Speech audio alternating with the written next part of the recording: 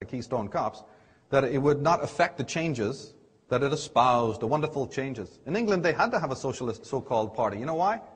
Because soldiers were coming back from hells that you can't even imagine, coming back to empty towns where their whole bloodline had been wiped out. Revolution was rampant. They couldn't be, and so the government realized we better do something to appease this because they're ready to, we're still living in our mansions, remember? Ever been to England? Think if you're a soldier who's watched your comrades die on the fields of Flanders, in the fields of France, coming home and still watching these regents, you know, in luxury there. What were you going to do? Think of England in those days, what was going to happen. So they appeased the situation by giving you some welfare, giving you some free housing, a car that's practically useless, and a few other, you know, little benefits to appease the foment that was coming. But this party would become so ineffectual and counterproductive that even the most reprehensible forms of conservatism would in fact gain support. The neoconservatism of the present-day Bush dynasty couldn't have existed without this intentional capitulation.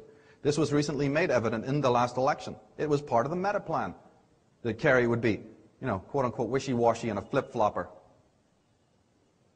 Now, the man, again, an overworld figure, don't get me wrong, this man is not the creator of the Fabian Society, but he's technically its leader. From the London School of Economics, leader of the Fabian Society, Sidney West. Let's listen to the man himself. He says to play those millions of minds, to watch them, and there's the word, the key word, slowly, remember, Fabian? To watch them slowly respond to an unseen stimulus, to guide their aspirations without their knowledge. All this, whether in high capacities or in humble, is a big and endless game of chess of ever extraordinary excitement. They get a kick out of it. That's the way a doctor in a laboratory talks about the rats when he walks in the morning. The Fabian Society infiltrated a group known as Theosophy, a very sacred order created by one of the most powerful female personages the world has ever played host to, Madame Blavatsky. Researchers who have not done their homework blame her for many of the machinations of the Fabian Society. That is erroneous and is karmically reprehensible to blame beings of the light when you haven't bothered doing your homework.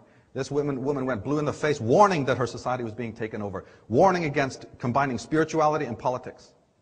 She would have turned over in her grave to what happened next. But you see, she had already created a perfect edifice where the princes and the dukes and the intelligentsia of the world were already members.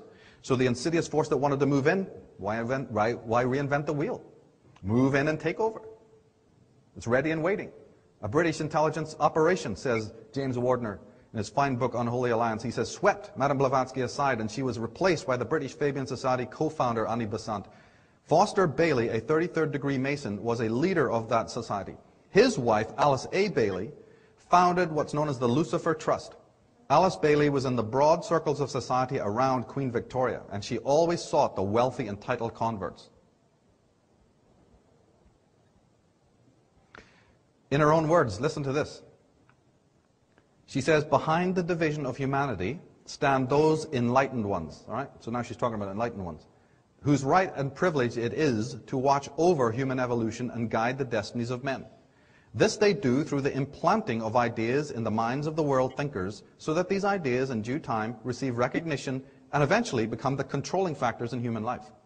They train the members of the new group of world servers in the task of changing these ideas into ideals. These in turn become the desired objectives of the thinkers and are then taught to the powerful middle class and worked up into world forms of governments or religion, thus forming the basis, and she wrote this at the turn of the century, of the new world order. What's basically this caption telling us? That there's some on high force, the enlightened ones. Remember again the reference? And they are affecting by means unknown to us those policies that, as I'm saying, the characters, the people's champions put into work. Now, as we know, they moved in and took over the reins of the American government through the years, and of course you've listened to many other speakers talk about this. But we want to look for a moment at these American contacts and at the hidden enemies that operate here.